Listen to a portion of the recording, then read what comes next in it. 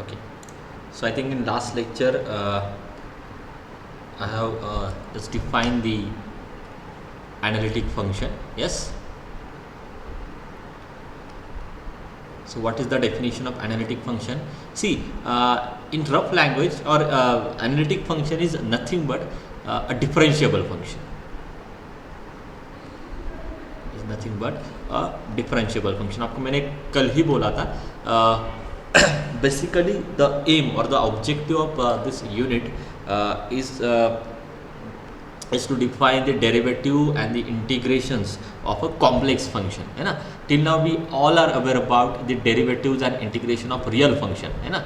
Real function के derivatives, real function के integration, या अभी तक आप लर्न कर रहे हो. ओके, ट्वेल्थ में या इससे पहले भी first course in M1 mathematics, second course in mathematics में भी आपने यही किया है. ओके, सो टिल नाउ जितने भी डेरिवेटिव्स, जितने भी इंटीग्रेशंस आपने देखे, those all are with respect to only real functions. Okay, now our aim is to consider the derivative and integration of the complex function. Okay, so what is the definition of complex function? Yes, what is meant by complex function? बोलो, complex function की क्या definition है? Yes, complex number is what? Z. This is x plus iy. It is called as a complex number where both this x and y are real numbers.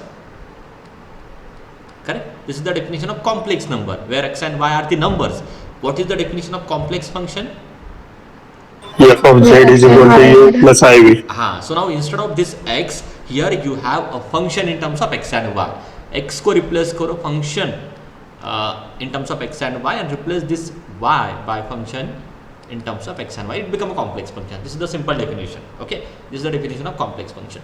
And now our first definition, that is the analytic function. Okay, from this definition you will able to identify whether given differential whether given complex function is differentiable or not. Okay, तो पहला जो हमारा M था, हमें क्या check करना है कि ये फंक्शन कौन से केस में डिफरेंशिएबल होता है. ठीक है, so analytic function is nothing but differentiable everywhere. Analytic function is nothing but differentiable function. आप इतना भी याद रखते हो तो भी चलेगा.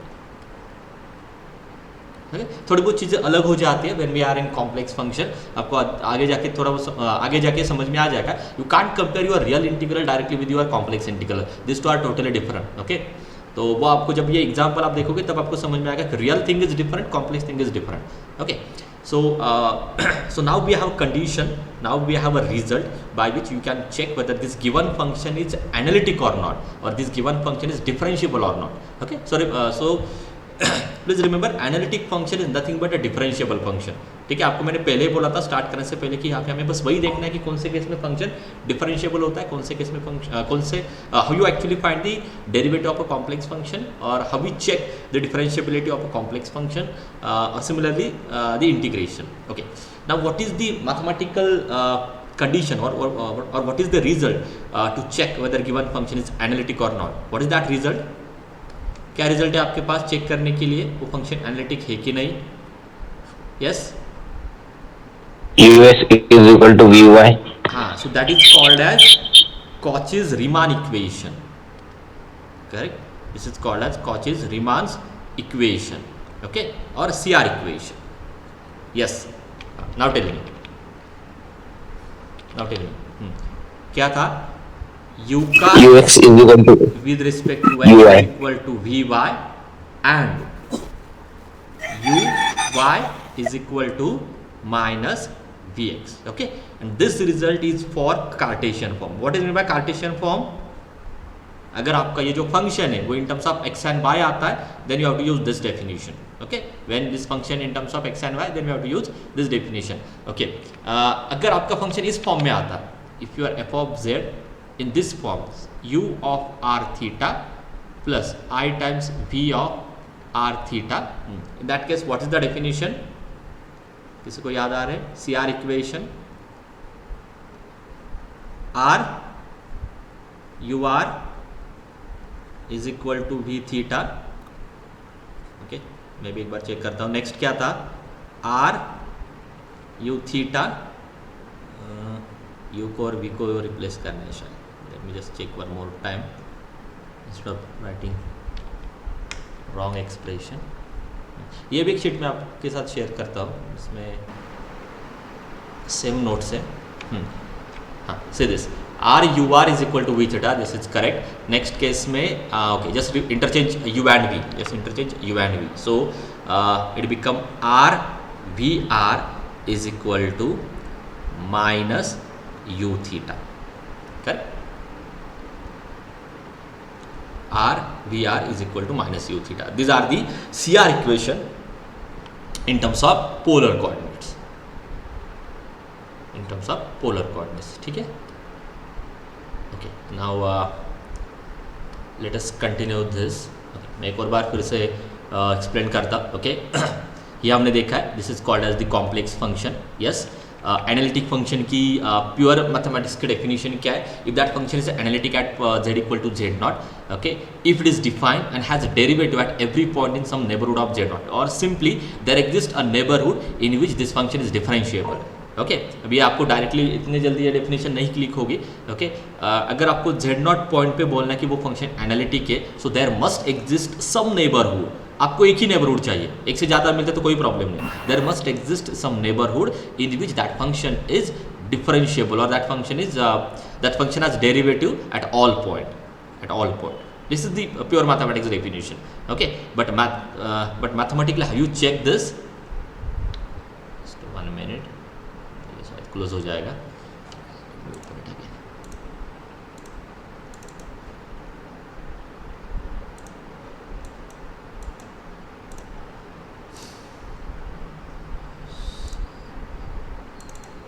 Just give me 1 minute. Let me open it again.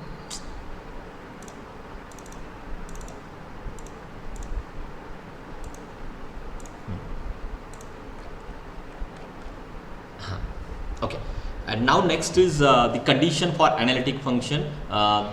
That is nothing but Cauchy's Riemann equations, correct? So Cartesian form, a necessary and sufficient condition for a function f of z equal to u plus iv to be analytic in a region R is what? The first order partial derivatives are continuous in the region. Okay, in our syllabus the given function and its derivative all are continuous. इसलिए ये condition आपको separately कहीं पे भी check करने की ज़रूरत नहीं है. ओके, क्योंकि सारे फंक्शंस सिलेबस में जो हमें सारे जो फंक्शंस हैं हमारे पास वो सारे कंटिन्यूस ही है, उनका डेरिवेटिव भी कंटिन्यूस है. इसलिए वो पार्ट आपको कहीं पे ऐड नहीं करना है. मतलब कंटिन्यूस है कि नहीं वो चेक कर किसी भी एग्जाम्पल में आपको सेपरेटली चेक नहीं करना. It is already there. Okay, every function is continuous. Yeah, so you have to just focus on this CR equation, ux equal to vy, uy equal to minus vx. In polar form, when your function is of this type, u of r theta plus I times v of r theta, then your CR equations like this, r u r equal to v theta, and just interchange u and v and give the minus sign. Like that you have to remember. Okay, now let me add a few more formulas. Okay, next part अभी आपका क्या है? या इसलिए मैं इस slide से जाता हूँ और जो भी पेंडिंग है वो बाद में लेता हूँ. चल, हाँ, सो ये एग्जांपल हमने कंप्लीट किया था कल, है ना? So let me skip this, will not take this example. हाँ, instead of this f of z मैं आपको डायरेक्टली ये फंक्शन देने वाला हूँ एग्जाम में, because we don't have a hyperbolic function in our syllabus. Okay, now this is our case, f of z equal to cos x into cos hyperbolic y minus I times sin x into sin hyperbolic y, and we have to check whether this function is analytic or not. Okay, so what is the process? बोलो, आपके पास directly मैंने ये function दिया है. This is your given function and we have to check whether this given function is analytic or not. Okay, so if you compare with the u plus iv, you will get u equal to cos x into cos hyperbolic y and v is equal to minus sin x into sin hyperbolic y. Now tell me the next part. पहले आपको क्या करना होगा? Differentiate. हाँ, first calculate u with respect to x. So what is that? u का with respect to x, हाँ, minus sin x cos hyperbolic y. y, u with respect to y. बोलो, या आपको एग्जाम में क्वेश्चन आने वाले ऐसे ही. हाँ, u with respect minus sin x cos hyperbolic y. cos hyperbolic का डेरिवेटिव क्या है? प्लस आता है. इसमें माइनस साइन आता ही नहीं. हाइपरबोलिक के डेरिवेटिव्स में माइनस साइन आता ही नहीं. तो it is actually cos x sin hyperbolic y. Okay, let us calculate now vx. Vx क्या होगा? Minus cos x sin hyperbolic y. Tell me vy. Vy minus sine x cos hyperbolic y Plus. Plus. Okay, plus मतलब हाँ derivative plus होगा, but ये minus sine वैसे ही रहेगा. Okay, now what are the CR equation? So by CR equation, what the CR equation implies? Ux is equal to Vy and Uy is equal to minus Vx. So if I consider this, you will get Ux means minus sin x into cos hyperbolic y, Ux equal to Vy which is equal to minus sin x cos hyperbolic y, and Uy is cos x sin hyperbolic y is equal to minus Vx. Minus Vx means minus cos x, sorry, minus Vx, so minus it become plus. Okay, so cos x sin hyperbolic y. क्या समझ में आ रहा है आपको यहाँ पे? What do you get here? What is your final conclusion? Analytical given function. Function is analytical function. Yes. Okay, because it so here you can see this LHS equal to RHS in first equation also, in second equation also your LHS is equal to RHS. What this implies? This implies this given function f of z satisfies CR equation, hence it is analytic. इतने trivial question है आपको, ठीक है. So वही part है, so I will not repeat it again. या so this is all about the analytic function. Okay, तो ये आपकी फर्स्ट डेफिनेशन थी, यही से आपका सिलेबस स्टार्ट हो रहा है. ओके, एनालिटिक फंक्शन से. Now next definition is harmonic function. Okay, so if u is the function of two variable, okay, so when we say that this function to be the analytic harmonic function के related ये definition है. Okay, ये आपका given function है, function of two variable. When we say this function to be harmonic function, आपने कहीं पे ना मतलब फिजिक्स में आपने ये देखा होगा. Anyone knows the Laplace equation? Anyone knows the Laplace equation? Laplace equation पता है आपको? ओके, ठीक है. You will come across this definition later on, maybe in your branch subject. Okay, so a function phi of xy, okay, it's called harmonic function. Okay, if it satisfies Laplace equation. Okay, so what is that equation? So this equation is ideal. The second order derivative of phi with respect to x, or the dabba square phi upon dabba x square. Okay, differentiate 2 times phi with respect to x plus differentiate 2 times phi with respect to y is equal to 0, or simply dabba square phi by dabba x square plus dabba square phi by dabba y square equal to 0. Maybe in your applied mathematics course, okay, vector का जो topic है, vector calculus में आप ये definition देखने वाले हो. Laplace equation del square होगा वहाँ पे. Okay, so later on you will see this same definition, del square phi. ये आपको आगे जाके अप्लाइड मैथमेटिक्स में भी आपको ये टॉपिक मिल जाएगा. Okay, so any function, sorry applied mathematics नहीं, हाँ, तो ये हमारे सिलेबस में ही है. ओके, अभी शायद रखा है हमने, ठीक है, because there is lot of confusion between the branch syllabus.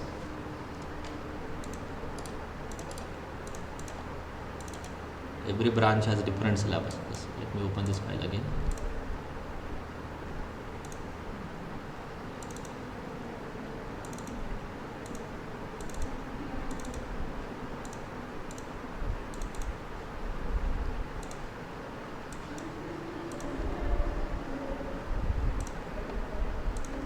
Okay.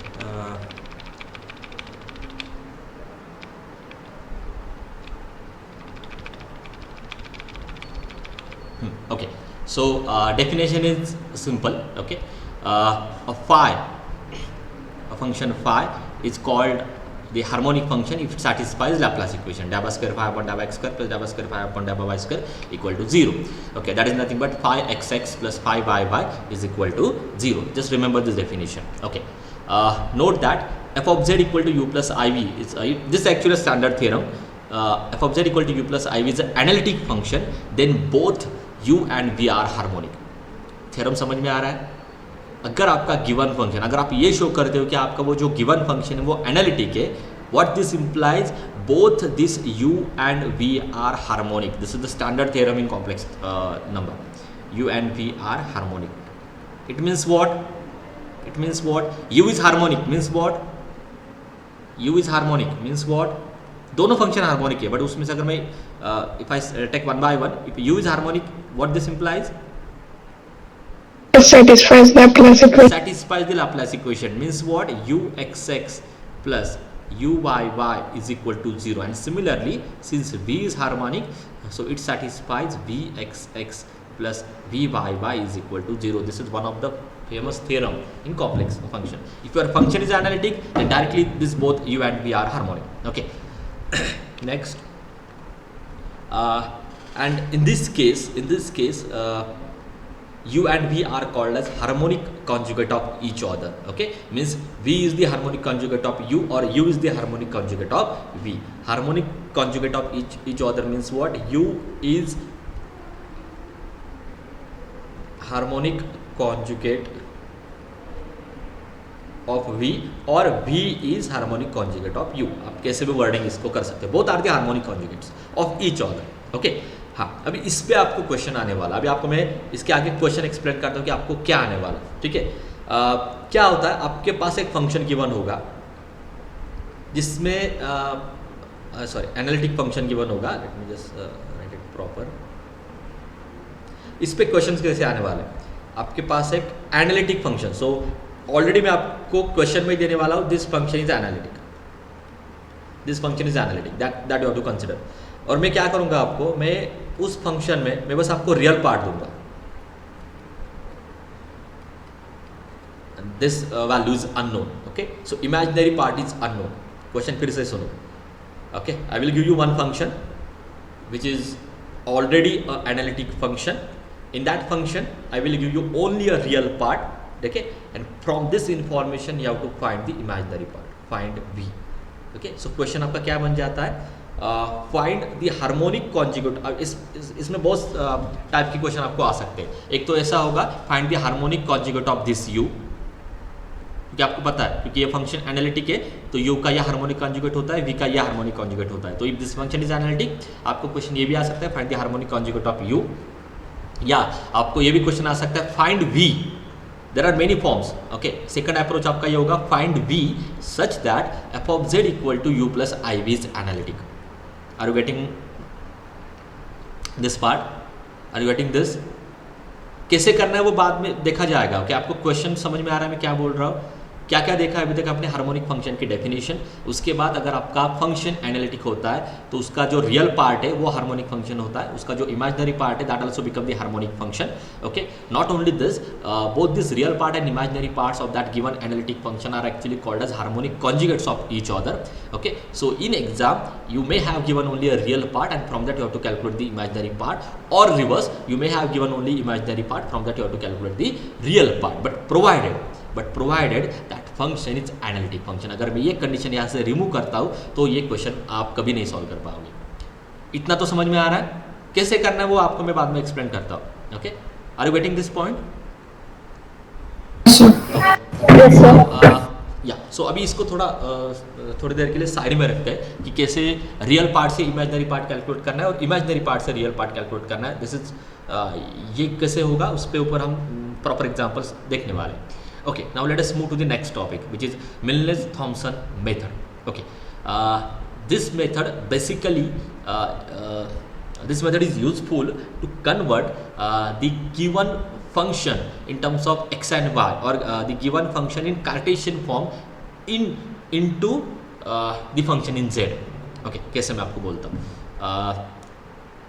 Okay, let me explain by a simple example. What is the Milnes-Thomson method? और आपको ये भी दिखाई देगा कि कितनी ट्रिवियल प्रोसेस है ये। ओके, अभी आपको क्या करना है, किसी भी गिवन फंक्शन को, okay, you can write any given function in 3 different form. Can anyone tell me what are those 3 different form? You can write any given complex function in 3 different form. बोलो बोलो। Polar, Cartesian. Yes, good. Okay, एक form आपने correct बोला है, आप polar में लिख सकते हो, आप कार्टेशियन में लिख सकते हो, एंड थर्ड फॉर्म में आपको बोलता हूँ आप इन टर्म्स ऑफ जेड भी लिख सकते हो, है ना। एफ ऑफ जेड का फंक्शन है ना, तो आप वो जेड में भी रख सकते हो, आप उसको पोलर में भी लिख सकते हो, आप उसको कार्टेशियन में भी लिख सकते हो। Okay, let me first explain all this 3 forms, फिर आपको मिलनेस थॉम्सन मेथड समझ में नॉट वर्किंग प्रॉपरली।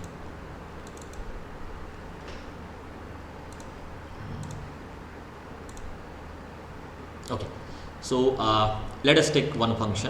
पहले एक फंक्शन ले लेते हैं, f of Z equal to z square. मैं सिंपल फंक्शन लेता हूँ।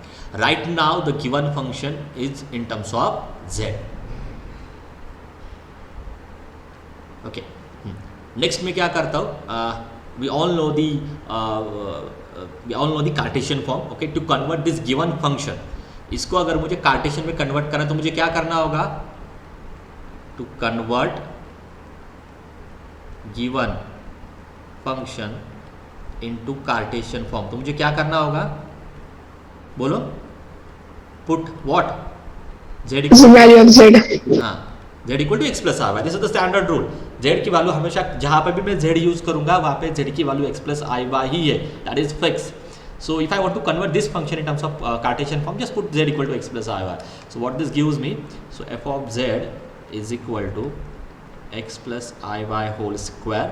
So this is nothing but a square plus 2ab plus b square.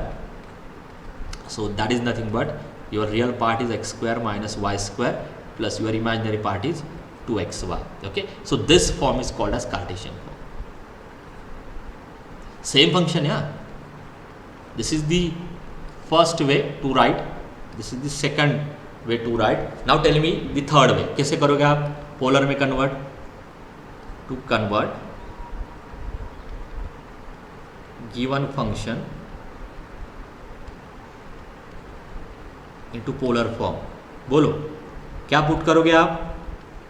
Polar और एक्सपोनेंशियल दोनों सेम ही है, आप कैसे भी उसको याद रखो। क्या करोगे आप?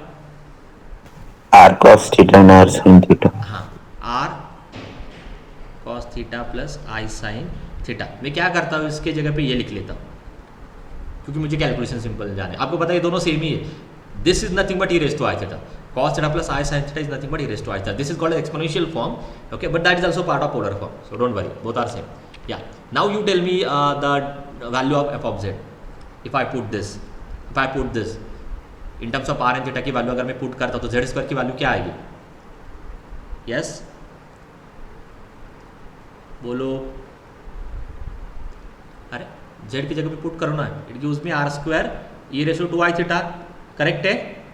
Yes. हाँ, ये होता है एक्सपोनेंशियल फॉर्म। अगर आपको इसको और सिंप्लीफाई करना है, this is r square, what is value of e raise to to i theta? E raise to i theta is this, R cos theta plus I sin theta. हाँ, only e raise to i theta की ये value है। Cos theta plus I sin theta bracket square. cos theta plus i sin theta, is this correct? Bracket square. Where? नहीं, cos 2 theta bracket square plus I sin correct, theta. हाँ, bracket square correct है because that is also result. Okay, हाँ, but I want more precise. 2 into cos theta plus I sin theta. आप देखो यहाँ पे theta आता है तो सेम थीटा आप यहाँ पे लेते हो ना, यहाँ पे थीटा आता है तो आई का जो cos coefficient है, theta आप plus यहाँ पे लेते हो। हाँ, तो ये डायरेक्टली आप लिख सकते हो। और आपने जो पहले बोला था वो भी करेक्ट है क्योंकि वो सिंप्लीफाई करके सेम आने वाला जो अभी मैं लिख रहा हूँ। सो थीटा आई का जो भी कोएफिशिएंट है वो एज इट इज कॉस के अंदर लेना है। आई का कोएफिशिएंट क्या है? 2 थीटा ना, करेक्ट है ये? इज दिस करेक्ट ना? आई का कोएफिशिएंट, Yes, sir. हाँ, okay. So this is the polar form. Let me minimize this और आपको मैं शो करता हूँ अभी क्या किया हमने। एक ही फंक्शन लिया था मैंने, उस फंक्शन को मैंने इन टर्म्स ऑफ z लिखा है, उस फंक्शन को मैंने इन टर्म्स ऑफ कार्टेशियन लिखा है, सेम फंक्शन को इन टर्म्स ऑफ मैंने पोलर लिखा है. Now what is the role of this Milne Thomson method? ये सब कुछ मैंने एक रिजल्ट एक्सप्लेन करने के लिए किया था. So what is the role of this मिलनेस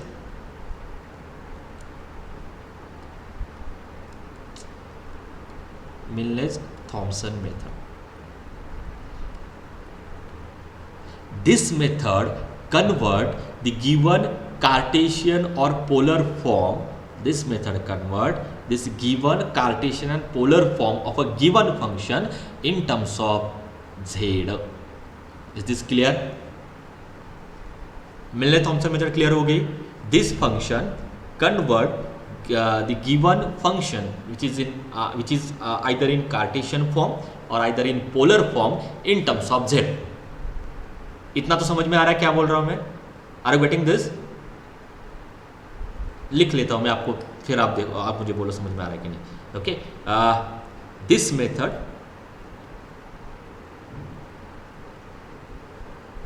convert given function which is in say Cartesian or polar form into or in terms of z.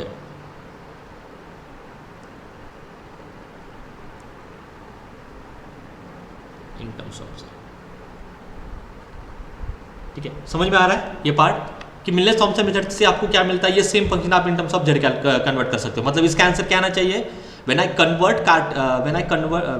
try to convert this Cartesian form of a function into z or in terms of z, okay, what is that answer? वो answer आपका क्या आना चाहिए? Compulsory z square आना चाहिए.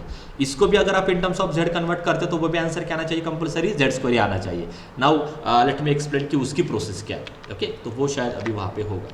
अभी कैसे ये करना है, कैसे करना है, या यहीं पे मैं एक्सप्लेन करता हूँ how you do this. So take a next page.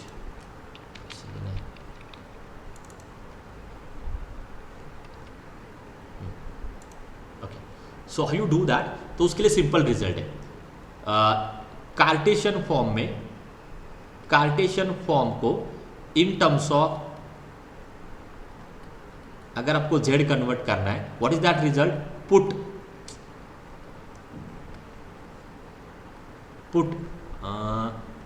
put x is equal to z and y equal to 0. Cartesian form को अगर आपको पोलर में convert sorry in terms of z convert करना है तो x की जगह पे z रखो, y की जगह पे 0. And similarly when you want to convert the polar form in terms of z, आपको क्या करना है? जस्ट पुट r ने क्या आएगा? What is the similar approach when we are in polar? Tell me your guess. क्या put करना होगा पोलर में? क्या पुट करना होगा पोलर में? पोलर को in terms of z convert करने के लिए r equal to z and theta is equal to 0. आप करके दिखाता हूं. अभी चलो ऊपर कर लेते हैं फिर से. अभी ये आपका सपोज गिवन फंक्शन है, मुझे इसको इन टर्म्स ऑफ z करना है, तो मुझे क्या पुट करना होगा? इन टर्म्स ऑफ z करने के लिए क्या पुट करना होगा? हाँ बोलो. इन terms of x square minus y square. हाँ, x is equal to z and y is equal to 0. वही रिजल्ट दिया ना मैंने अभी आपको, x equal to 0 and y equal to 0. To convert this in terms of z, put करके देखो. f of z, x की वैल्यू z स्क्वायर, y 0, क्या मिल रहा है answer? z square. Original function भी क्या था? z square. अभी क्लियर हो गया? Yes sir. Okay, now come to this second case. Polar में, पोलर का भी रिजल्ट आपको मैंने दिया था. पोलर में भी क्या था रिजल्ट? सेम है, r equal to z, theta equal to 0. तो ये जो गिवन फंक्शन है, हाँ, इस गिवन फंक्शन को पोलर में कन्वर्ट करने के लिए, to convert it into polar, मुझे क्या करना होगा?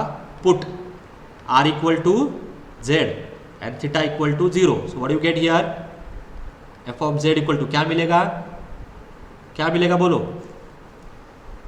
r की जगह पे z square, Z square. cos 0 इज 1, sin 0 इज 0, तो क्या मिलेगा z square. So will get that same function जहाँ से आपने स्टार्ट किया था. This is all about the Milne Thomson method. तो Sir. हाँ बोलो. So once repeat for the Cartesian form. Okay आपके पास ये डायरेक्ट फंक्शन है, इसे एज्यूम करो, ठीक है. We don't know its corresponding value in z. Suppose this is your given function और मुझे क्या करना है, मुझे आपको पता है ना, कोई भी any given function can be return in terms of z, in terms of Cartesian form, in terms of polar form. Is this clear? वो मैंने आपको करके दिखाया. ये पहला स्टेटमेंट समझ में आ रहा है. Any given function can be return in terms of z, in terms of polar, in terms of Cartesian. Is this clear? पहले ये तो समझ में आ रहा है. Yes. अभी मिलनेस-थॉम्पसन मेथड का बेनिफिट क्या है? From this method you can convert the function, you can convert the function which is in Cartesian form or in polar form into the function of z, means a. ये तो इसका role क्या है? ये जो function होता है, इस फंक्शन को आप z में कन्वर्ट कर सकते हो, और ये जो पोलर का भी फंक्शन जो मैंने लिखा है, इसको भी आप पोलर में कन्वर्ट कर सकते हो.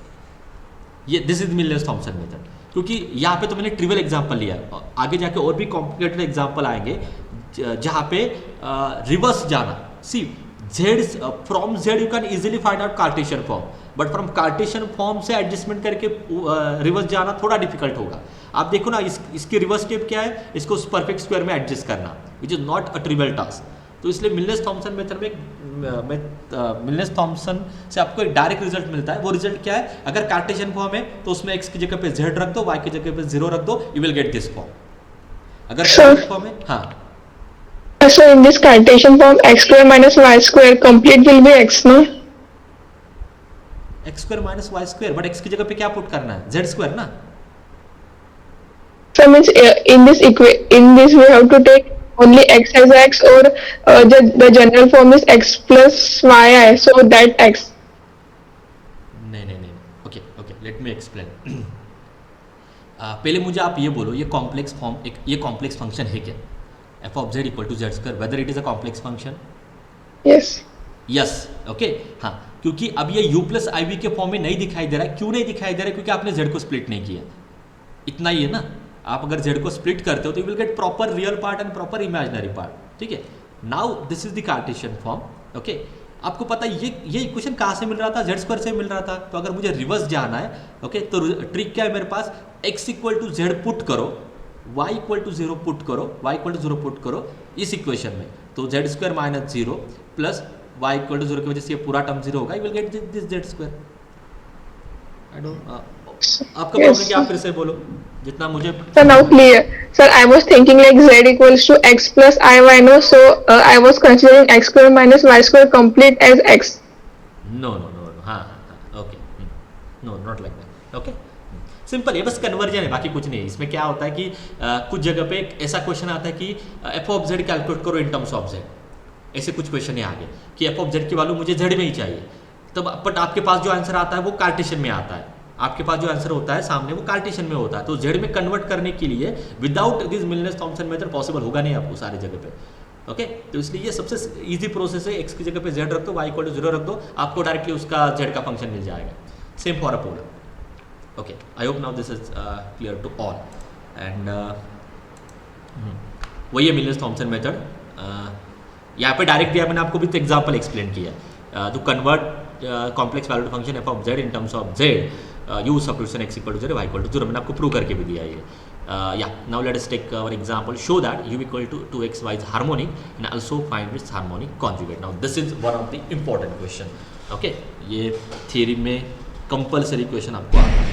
अभी इस यहाँ पे भी सॉल्यूशन है, but what I will do, मैं एक सेपरेट आपको सॉल्व करके देता हूँ, then will directly solve on और will directly check through PPT. पहले मैं आपको एक प्रॉपर सॉल्व करके देता हूँ क्योंकि तभी वो समझ में आएगा. Now this is one of the important question. Please focus here. Okay,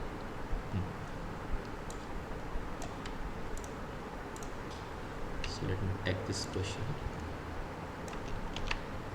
इससे बहुत सारे क्वेश्चन है. अगर बुक देखो ना तो आपको समझ में आएगा.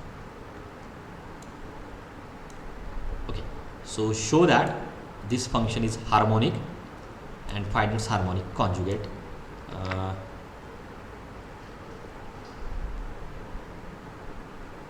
Okay, थोड़ा बहुत इनकम्प्लीट है.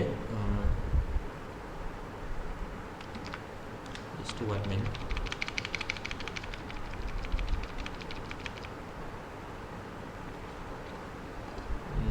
या डायरेक्टली जस्ट 1 मिनट. इसमें एक और स्टेटमेंट चाहिए था, या वो डायरेक्टली कंसिडर करना है या देख लेता हूँ.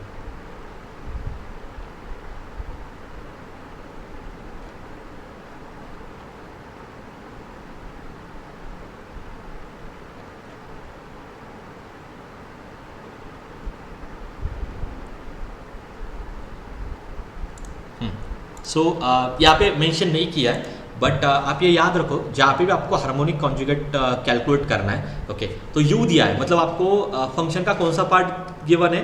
If you is given it means what, जो आपका कॉम्प्लेक्स फंक्शन है उसमें से कौन सा पार्ट गिवन है आपको, रियल पार्ट और imaginary part. Real part. In general ये याद रखो f of z is u plus I we is your given function. इसमें से आपको रियल पार्ट गिवन है और आपको क्या करना है, find its harmonic conjugate. Means what, क्या कैलकुलेट करना है, फाइंड वी है ना, वी आपको कैलकुलेट करना है. और इसमें एक पार्ट आपको कंसिडर करना ही है, ये जो फंक्शन होता है ये एनालिटिक होता है. This is by default. May be यहाँ पे गिवन नहीं होगा, बट अगर गिवन भी नहीं है तो आपको इसको एनालिटिक ही ट्रीट करना है. मैं अभी ऐड करके दे रहा हूँ, बट वो विदाउट एनालिटिक फंक्शन आप आगे जा ही नहीं सकते हो. ठीक है, सो let me add that part और फिर मैं क्वेश्चन स्टार्ट करता हूँ. जनरली वो क्वेश्चन में होगा mention. Show that this function is harmonic, also find its harmonic conjugate such that f of z is equal to you plus I we is analytic. मैंने इसको थोड़ा कनेक्ट किया है तो अभी ये और प्रॉपर बन जाएगा. Okay, now this is our question. Now let's start the solution. Okay, solution. ठीक है. Okay, so what is given, we know that. Okay, पहले जो पता है वो लिख लेता हूँ. We know that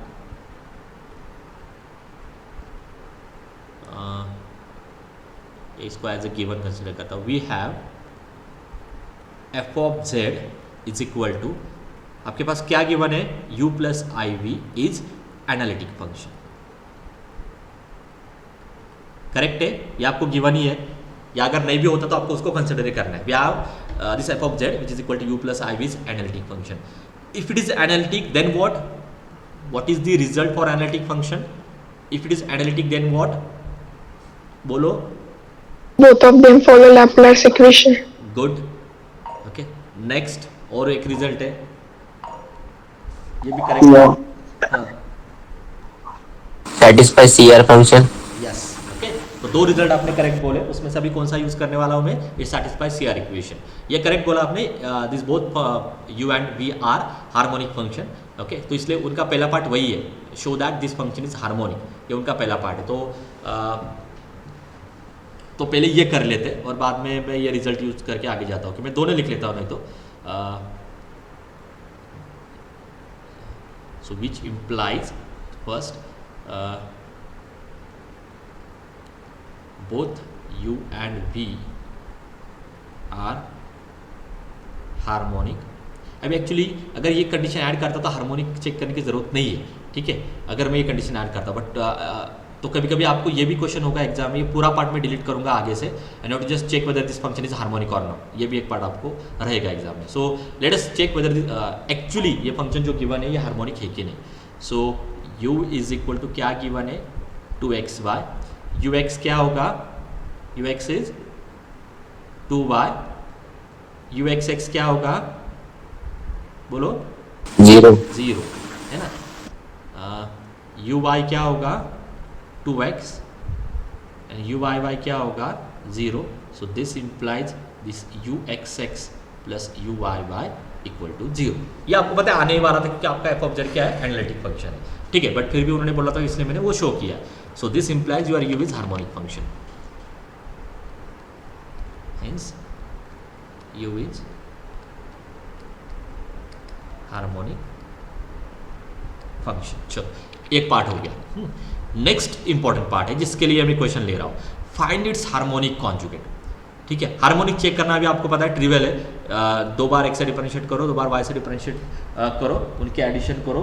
if it is 0 then it become harmonic, if not it is not harmonic, as simple as.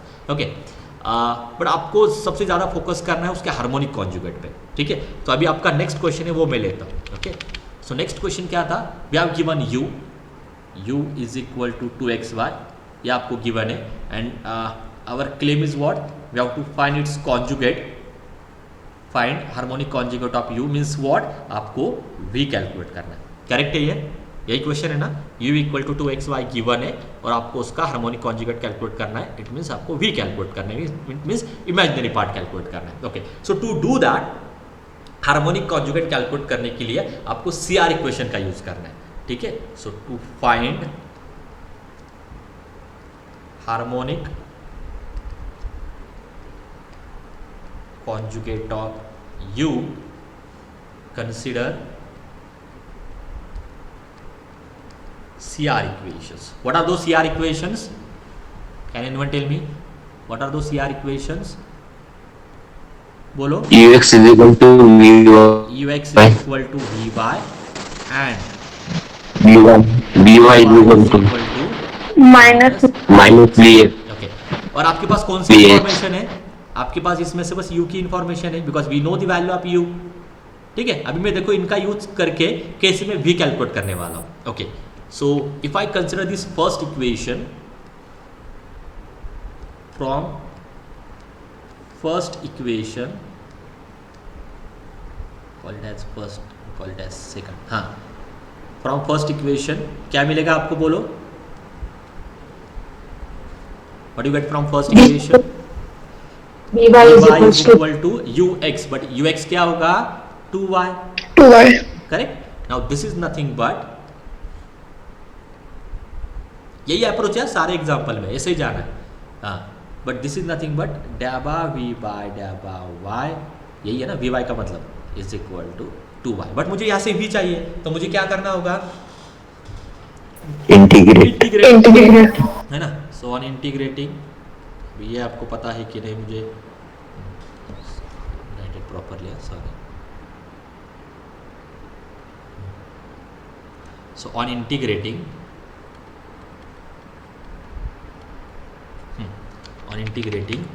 v, तो डेरिवेटिव इंटीग्रेशन कैंसिल होकर आपको ये मिलेगा, is equal to integration of 2y dy। When you integrate you have to add some constant, arbitrary constant.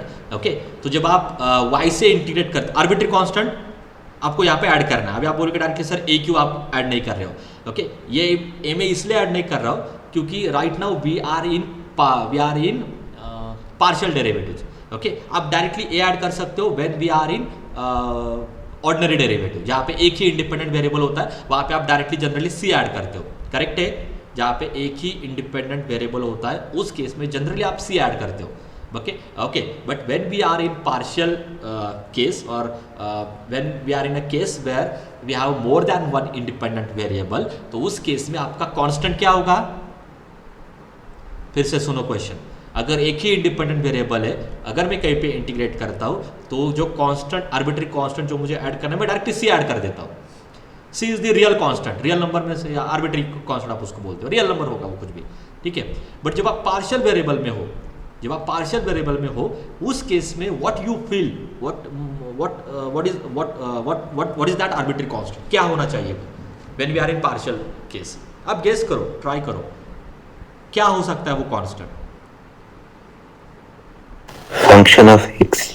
Very good, can you repeat again, function of x। Function of x। ठीक है, आप देखो जब आप v को with respect to y differentiate करते हो उस केस में x आपका कांस्टेंट होता है ना, तो जो आपका कांस्टेंट होगा इस केस में it is actually a function of x। Okay, तो ये जनरलाइज कांस्टेंट होगा, it is not just a c। f of x की वैल्यू c भी आ सकती है, f ऑफ x की वैल्यू x स्क्वायर भी आ सकती है, f ऑफ x की वैल्यू x स्क्वायर प्लस 1, कोई भी, मतलब it's a function of x, it may be a constant, it may be some variable, कुछ भी हो सकता है। ठीक है, this is the change when we are in partial case, ठीक है. You can't consider directly C.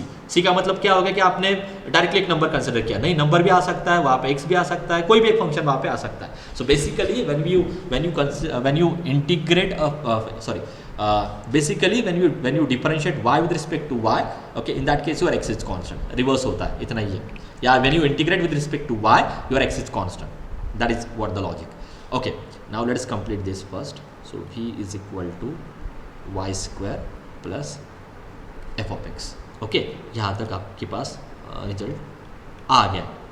Okay, now अभी मुझे सेकंड इक्वेशन यूज़ करना है. तो सेकंड इक्वेशन यूज़ करने के लिए यहाँ पे vx है, तो मैं क्या करने वाला हूँ, now differentiate this with respect to x. क्यों कर रहा हूँ, क्योंकि अभी मुझे फर्स्ट इक्वेशन का रोल खत्म हो गया. सेकंड इक्वेशन से अगर मुझे जाना है तो मुझे यहाँ पे vx चाहिए. एंड vx मुझे कैसे मिलेगा, when I differentiate this with respect to x.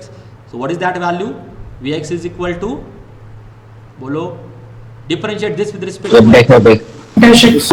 What is the derivative of y square in that case? 0. And this derivative become f dash of x. Some derivative ना f dash of x. अब actually वो function unknown है तो उसका derivative dash में लिखा है मैंने. Now what is value of vx? vx की वैल्यू क्या है, माइनस uy. करेक्ट है ना. So from equation 2 vx is equal to minus uy. Is this correct? Now what is minus uy? uy क्या होगा, 2x. So what is that? Minus 2x है ना. हाँ, आगे. बट मुझे चाहिए f of x क्योंकि वही अननोन था. I have the final value of v. मैंने ऑलरेडी v कैलकुलेट करके रखा है. But what is the problem with this v? This v you will get in terms of f of x. जैसे आपके पास f of x की value आ जाएगी, conjugate आपको मिल जाएगा. This is actually your final answer. But इसमें अभी f of x unknown है, वो मैं सेकंड इक्वेशन से कैलकुलेट कर रहा हूँ. Okay, now you tell me what is my next step. So apply integration. So df by dx is equal to minus 2x.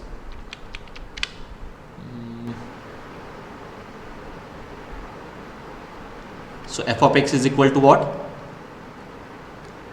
Minus x square. अभी मुझे क्या ऐड करना होगा इस केस में, c या Function of y. c और function C. c. ये सिंगल वेरिएबल पे, ये एक इंडिपेंडेंट का फंक्शन है. So now we have to add c. ठीक है, I hope this part is clear. थोड़ा टाइम जाएगा, और भी एग्जांपल में लेने वाला हूँ. जब आप पार्शियल में रहते हो तब कांस्टेंट वेरिएबल में आता है. जब आप ऑर्डिनरी डेरिवेटिव या ऑर्डिनरी फंक्शन में रहते हो उस केस में c आता है. So this is my f of x and that completes the problem.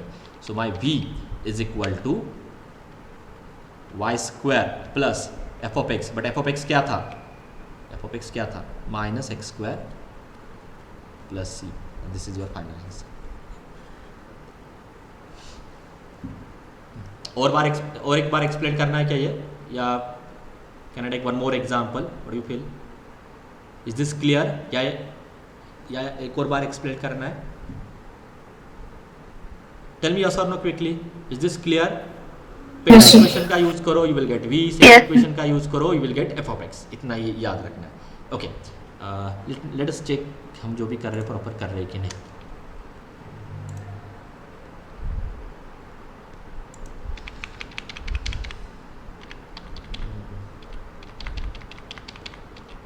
Yes, our answer is correct. Y square minus x square plus c. Okay, you can refer these steps. मे भी थोड़ा बहुत approach अलग हो सकता है, but at then वही है जो मैंने आपको अभी एक्सप्लेन किया. ओके, एक और क्वेश्चन लेते हैं. Find the harmonic conjugate of v. अभी ये रिवर्स है. अभी so right now we have given the imaginary part, you have to find the real part, है ना. Also find the f of z in terms of z. यहाँ पे एक और क्वेश्चन ऐड किया उन्होंने, f of z की value in terms of z calculate. So will take this now.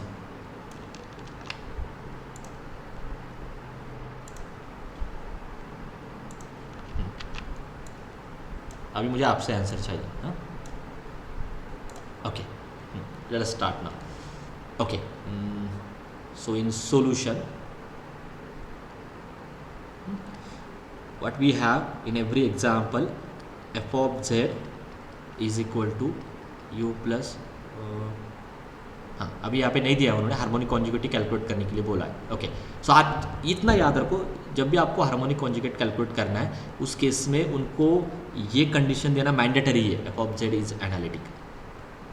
तो नहीं है तो आप डायरेक्टली ले सकते हो, we have f of Z equal to you plus I we is analytic. Okay, क्यों, why this condition is mandatory to find the harmonic conjugate, अभी आपको भी समझ में आएगा why this condition is mandatory to find the harmonic conjugate.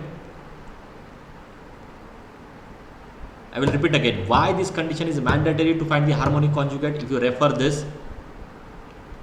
इसके आगे मैंने हार्मोनिक कॉन्जुगेट कैलकुलेट किया है, so why that condition is mandatory, F of Z equal to you plus I we is analytic, why that they are harmonic conjugates. No without analytic function can you consider CR equation, No. No. क्योंकि अगर वो analytic आता है तभी it satisfies CR equation ना, अगर आपका वो फंक्शन एनालिटिक आता है then only this u and v are satisfies the CR equation, वही तो हमने कल देखा था ना, f of Z equal to you plus I we is analytic और this is differentiable function if it satisfies CR equation, ठीक है, इसलिए वो मैंडेटरी है क्योंकि CR इक्वेशन का यूज करना है हार्मोनिक कॉन्जुगेट कैलकुलेट करने के लिए, तो ये कंडीशन मैंडेटरी है। Okay, now let us do it quickly, so therefore by CR equations ux is equal to vy and uy is equal to minus vx. Okay, call it as first equation, call it as second equation. Okay, so we have given v is equal to sin x, पहले इसके derivative calculate करके रखता हूँ, sin x into cos hyperbolic y. Okay, tell me quickly what is vx? vx क्या होगा? Cos x cos hyperbolic y. And vy? vy? Sin x sin hyperbolic y. Sin hyperbolic y. Okay, great. And now consider first equation. आपकी process वही है, पहला equation consider करना है, v मिल जाता है, सेकंड इक्वेशन कंसिडर करना है, उसमें से जो कांस्टेंट होता है ना वो मिल जाता है, हो गया, ठीक है। So step 1 from equation 1 what we have, क्या लिखूं मैं, बोलो, from equation 1 ux is equal to vy. vy, so sin x into sin hyperbolic y, that is nothing but del by u by del by x is equal to sin x sin hyperbolic y। Calculate क्या करना है आपको, v का conjugate means what, calculate क्या करना है, v का conjugate क्या होता है, u ना, सो आपको u कैलकुलेट करना है, v गिवन है तो u कैलकुलेट करना है, u गिवन है तो v कैलकुलेट करना है।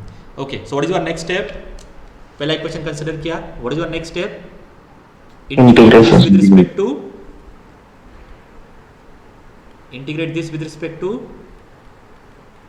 Del by x. X. integrate this with respect to x, correct, so u is equal to integration sin x sin, okay, integrate with respect to x and y is constant, ये by default होता ही है, and y is constant, so dx plus क्या add करना होगा, now we are in partial, partial में मैं x से integrate कर रहा हूँ तो क्या ऐड करना होगा, f of y. Okay, so just complete this, so u equal to, इसका क्या आएगा integration with respect to x, x से कर रहे हो तो साइन हाइपरबोलिक y कांस्टेंट ही है, एंड इसका इंटीग्रेशन क्या आता है, Minus cos x. Minus cos x plus f of y as it is, this is your final answer. बस आपको इसमें f ऑफ y कैलकुलेट करना है, वो कैसे करना है, सेकंड इक्वेशन से, फ्रॉम सेकंड इक्वेशन, क्या है वो equation, uy equal to minus V X, मैं लिख लेता हूँ पहले, उससे पहले uy equal to minus V X है ना सेकंड इक्वेशन, तो मुझे क्या करना होगा, पहले u को y से डिफरेंशिएट करना होगा ना, तभी मुझे uy मिल जाएगा, so let me do that first. Second equation का यूज करने के लिए I need the derivative of u with respect to y, so differentiate this with respect to y, so uy is equal to, tell me this now, minus cos hyperbolic y cos x plus f dash of y. Now I can use the second equation, so from equation 2 क्या था वो equation 2, U Y equal to minus V X, पहले मैं लिख लेता हूँ,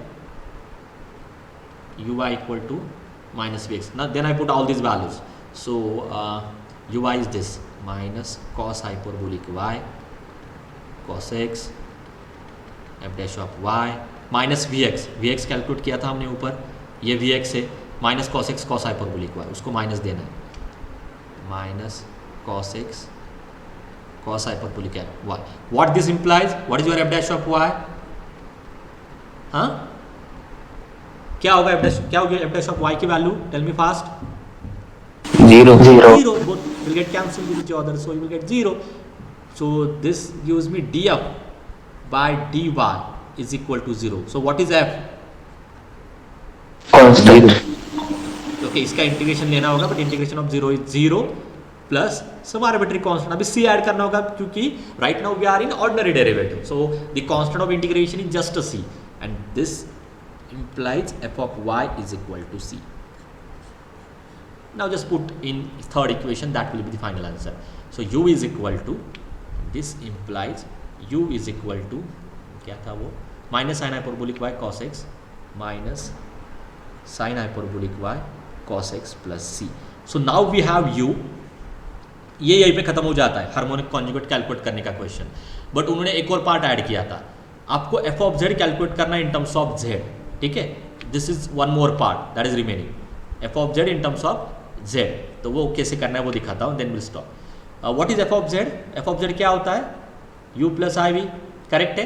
what is U, अभी calculate किया था, what is U, minus sine hyperbolic Y cos X plus C, and what is V, we given है, वी क्या गिवन है, sine x cos hyperbolic Y, sine x cos hyperbolic Y, and question क्या था, question क्या था बोलो, क्या था क्वेश्चन, आपको एफ ऑफ जेड कैलकुलेट करना है, f of Z in terms of Z, कैसे करोगे, ये हो चुका है, कैसे करोगे, कैसे करोगे, now this is the X is equal to Z and Y equal to Z. So this is the equation which is in Cartesian form, so you have to use the Milnes-Thomson method. So by Milnes-Thomson method you have to just put x equal to z and y equal to 0, so that gives you, सी अभी आप देखो ऐसे cases में क्या original Z का function होगा वो identify करना डिफिकल्ट होगा, तो this is the best trick with you, ठीक है, just put x equal to Z, tell me that value, क्या मिलेगा मुझे, y0, sine hyperbolic 0 is, sine hyperbolic 0 is, you can calculate on scientific calculator if you don't know that value, so sine hyperbolic 0 is 0, आप calculate भी कर सकते हो, तो यहाँ पे मुझे क्या मिलेगा, ओनली c प्लस आई टाइम्स, बोलो, cos hyperbolic 0 is 1 and sin z, correct है, so the value is I sin z plus c,